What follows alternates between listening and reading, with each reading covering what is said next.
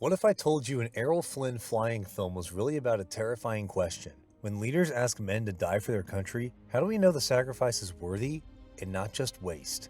In the Dawn Patrol, a reckless hero becomes the commander he once judged, forced to send young pilots into the sky while the audience wonders whether he was protecting a nation, feeding a war machine, or trapped inside it himself. Released in 1938, as the world trembled on the edge of war, this Warner Brothers drama wraps old Hollywood sparkle around guilt, duty, friendship, and command. Let's count down the 20 most fascinating facts about the Dawn Patrol, the Flynn film where the real battle is not just in the air, but in the terrible choices made on the ground.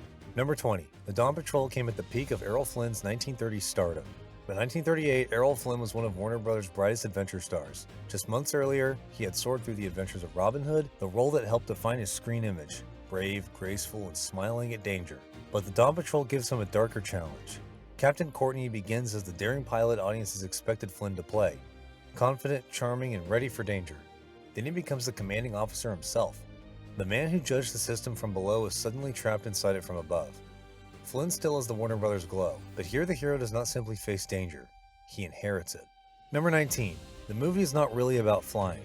It is about command. The title promises planes, missions, dogfights, and dawn takeoffs. And the film delivers those thrills, but the deeper story is command.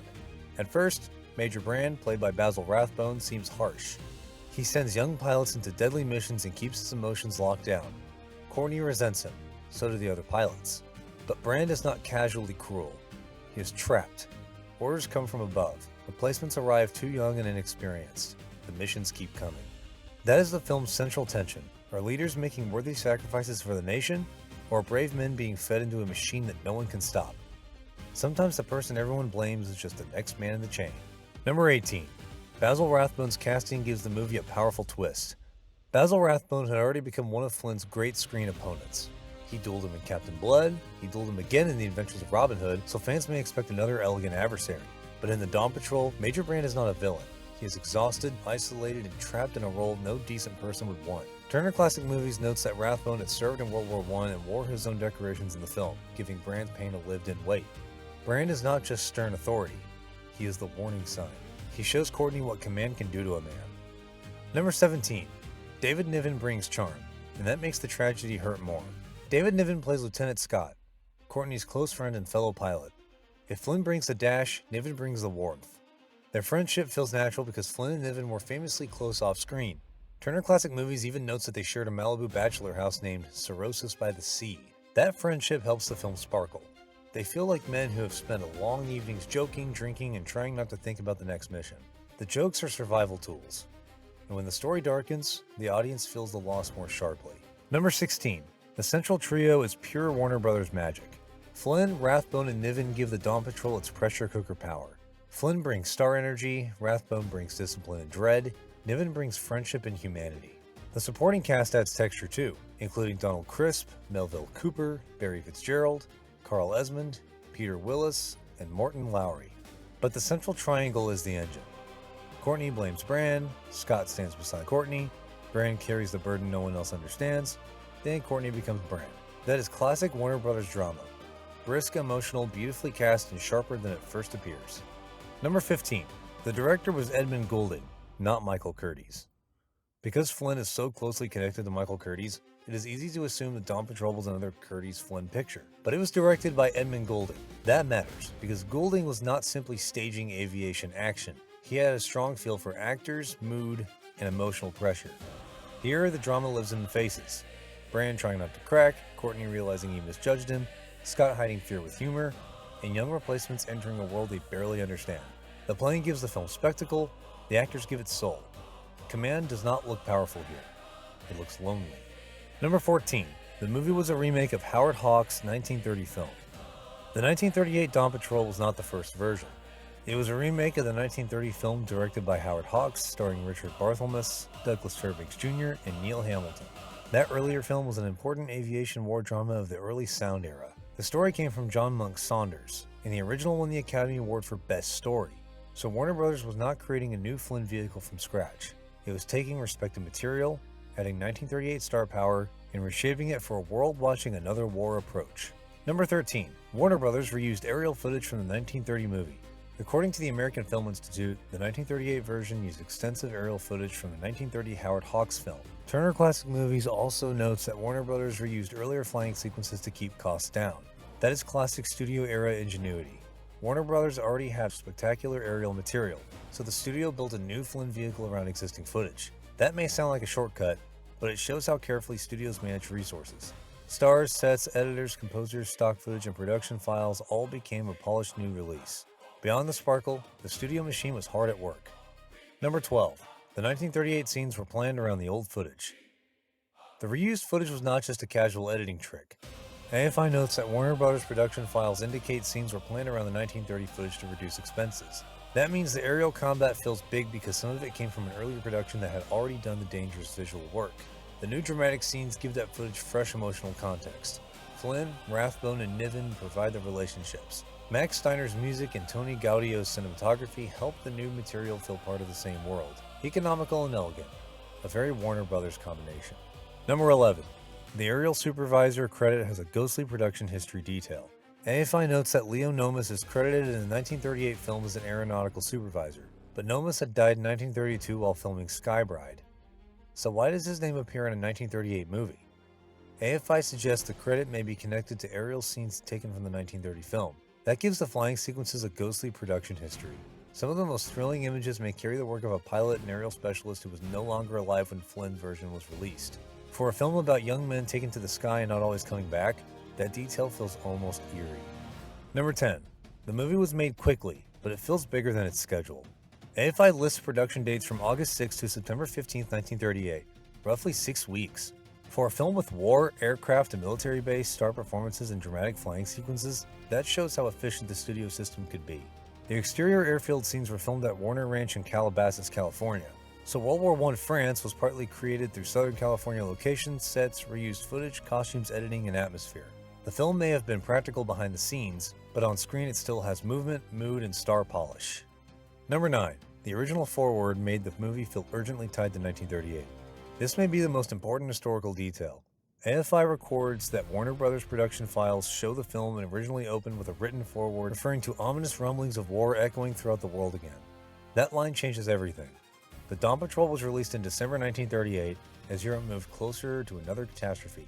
The film was not just saying, look back at the Great War, it was saying, look carefully. The Dawn Patrol asks its leadership question before Pearl Harbor and before Hollywood war films fully shifted into wartime morale mode. Later morale films often soften that kind of uncertainty, celebrating unity, sacrifice, and mission clarity with firmer purpose. But here, in 1938, the movie can still ask, can leaders save us, doom us, or become trapped inside forces larger than themselves? Number 8. The story is set when air combat was still young and terrifying. The film places us with the Royal Flying Corps in France in 1915. Air warfare was still young. The pilots were brave, but they were part of a new kind of war being invented around them. The replacements are inexperienced. The missions are dangerous. The command structure keeps feeding new men into a deadly routine. This is not just about aces fighting romantic duels in the clouds. It is about young men entering a battlefield they barely understand. That is why Dawn Patrol becomes so powerful. It sounds poetic, but in the story, it means waking before morning, climbing into a machine, and flying toward a sky that may not let you return. Number 7. The movie has no female characters, and that changes the atmosphere. Turner Classic Movies points out that the Dawn Patrol contains no female characters. There are no sweethearts, no mothers receiving letters, and no romantic subplot to soften the story. Instead, the film keeps us inside a sealed wartime world of uniforms, drinks, jokes, orders, rituals, and grief.